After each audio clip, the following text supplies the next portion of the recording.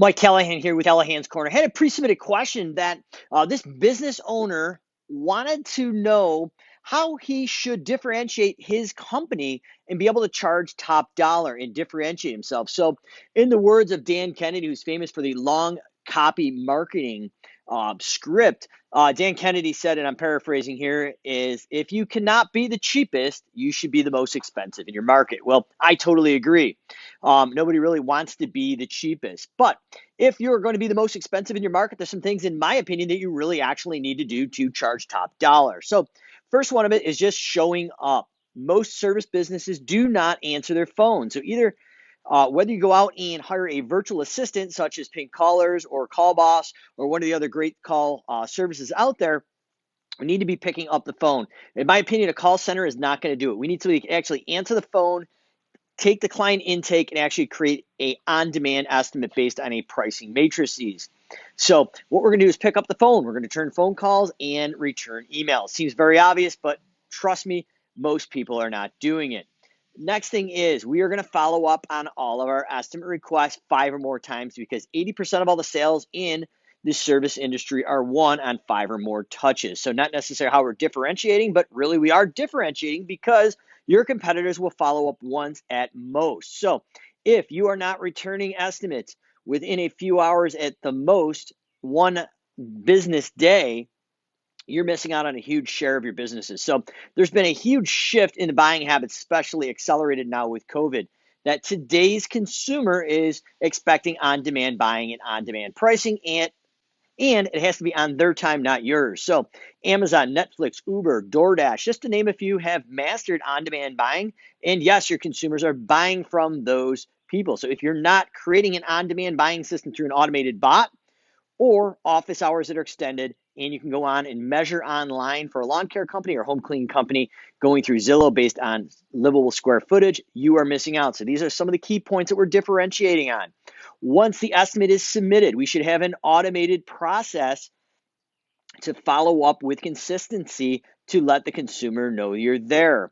In addition, I'm suggesting you create an automated system before they request the estimate. If they hit your website or social media bot, that we send short-term education that's specific to where they're at in the customer lifecycle and the particular service they're interested in. So we're going to go out and nurture the potential consumer about the service they're interested in. And we are going to educate them how to do the service themselves as a professional to create a higher perceived value and frame you as the expert. So once again, we can't charge top dollar unless we show people that we are actually the expert and we create a higher perceived value. In addition, we need to go out and overcome any sales or price objections. So let's face it, folks, most people are not willing to trust themselves to hire a contractor, and they definitely do not trust us as contractors for the most part. So what we need to do is go and educate them how a professional does it and create that higher perceived value that you need to fulfill on. We'll get to that in a minute.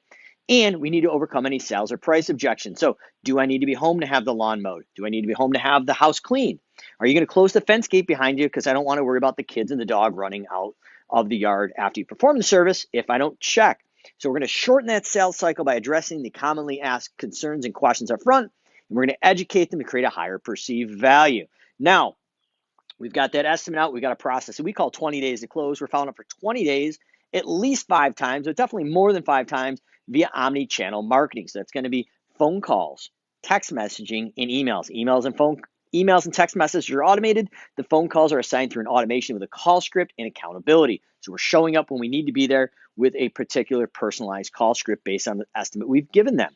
Now, once we've won the estimate, we need to confirm they made the right buying decision. So there's that buyer's remorse. Like, well, I've hired this contractor.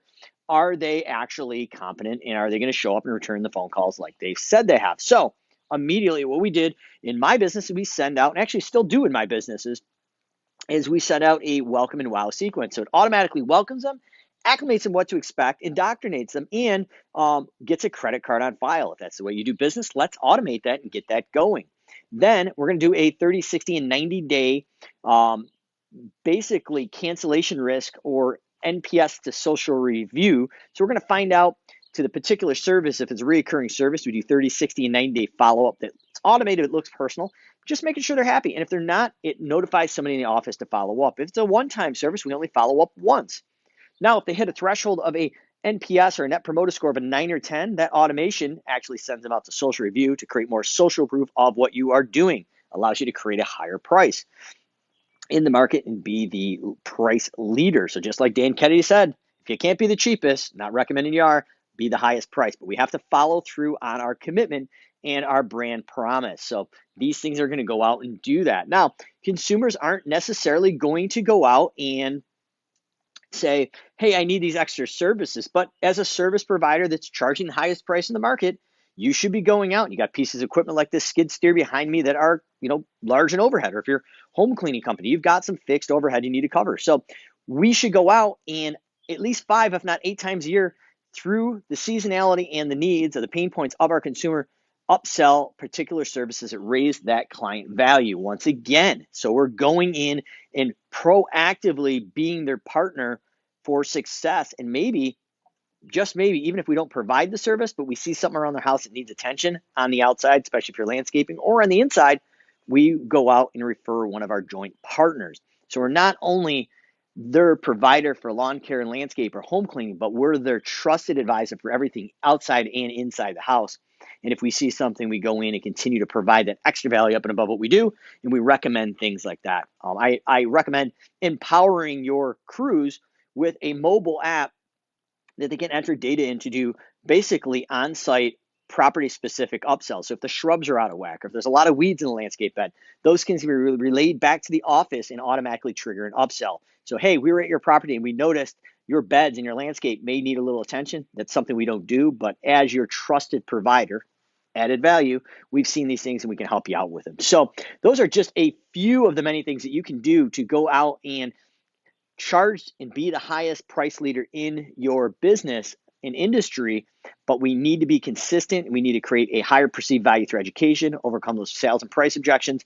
Once we sell the service, we need to go and fulfill on that brand commitment and service commitment, and dial in some standardized operating procedures to make sure the service is being done the same time every time with consistency, and some quality controls internally to go out and spot check the crews and get them to tie in for or rewarding them for the quality work that we've committed to on our advertising, our branding, and our estimates. So those are just a few things. I'll make a longer video how we actually created these standard operating positions or procedures, the SOPs, in my business, and how we tied in crew accountability and rewarded them for better work that aligned with our brand promise. So Callahan's Corner, you ask the questions, we answer them live right here on Facebook. We'll see you again with another pre-submitted question next week.